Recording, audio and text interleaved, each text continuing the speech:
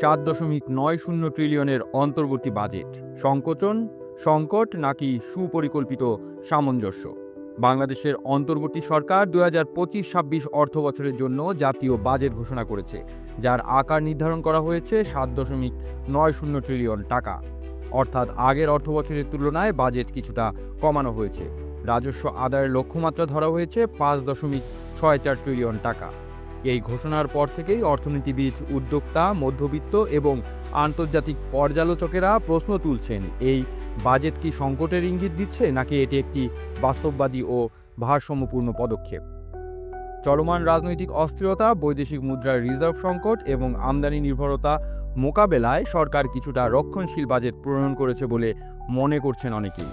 বিদ্যমান বাস্তবতায় যেখানে জিডিপি প্রবৃদ্ধির পূর্বাভাস কমিয়ে 5.4% ধরা হয়েছে এবং মূল্যস্ফীতি 8.4%-এর আশেপাশে ঘোরাফেরা করছে, সেখানে বড় ধরনের ব্যয়বহুল প্রকল্প গ্রহণ করার ঝুঁকি নেয়নি সরকার।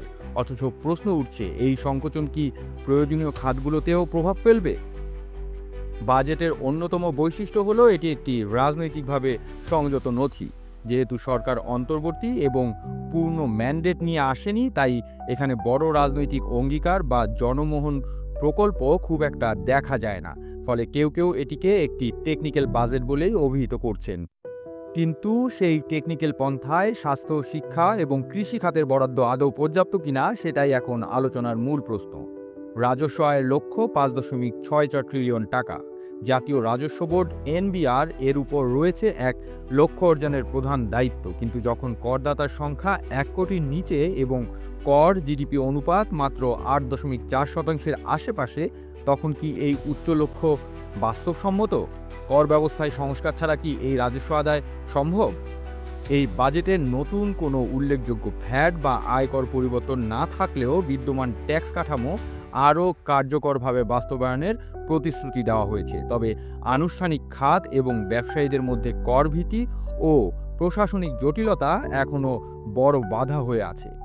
এই বাজেটের মাধ্যমে সরকার একদিকে বৈদেশিক সহায়তার উপর নির্ভরতা কিছুটা কমানোর চেষ্টা করেছে, আবার অন্যদিকে ঘাটতি মেটাতে অভ্যন্তরীণ ঋণের উপর নির্ভরশীলতা বজায় রেখেছে। 2.26 ট্রিলিয়ন টাকার বাজেট ঘাটতি রয়েছে, যার মোট জিডিপি প্রায় 5.4%। আন্তর্জাতিক মুদ্রা তহবিল, IMF এবং অন্যান্য দাতা সংস্থার নজরদারির মধ্যে এই ঘাটতির ব্যবস্থাপনা কতটা বাস্তবায়নযোগ্য? প্রশ্ন এখানেই, সরকার কি জনগণের চাহিদা ও সীমিত সম্পদের মধ্যে ভারসাম্য বজায় রাখতে পেরেছে? এই বাজেট কি বিনিয়োগ বান্ধব নাকি শুধু স্থিতাবস্থার প্রতিচ্ছবি? বিশ্বব্যাপী অর্থনৈতিক অস্থিরতা, ডলার সংকট এবং জ্বালানি খাতে বৈশ্বিক দামের তারতম্য বাংলাদেশের অর্থনীতিতে বড় প্রভাব ফেলছে। এ প্রেক্ষাপটে বাজেটের প্রতিটি সিদ্ধান্তের প্রভাব আরও গভীর ও ব্যাপক। যেমন আমদানি খরচ কমাতে সরকারের নেওয়া পদক্ষেপ গার্মেন্টস ও অন্যান্য রপ্তানিমুখী শিল্পের উপর কতটা প্রভাব ফেলবে, নাকি রপ্তানি খাতে সরকারের প্রতিশ্রুতি ও প্রণোদনা এই সংকট সামাল দিতে সক্ষম হবে? বাজেট হলো একটি রাজনৈতিক ও অর্থনৈতিক ঘোষণাপত্র।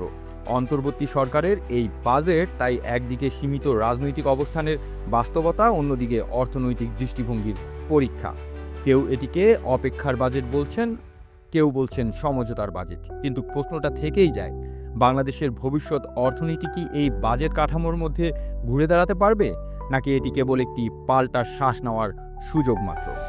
আপনারা দেখছিলেন প্রতিদিন সকাল।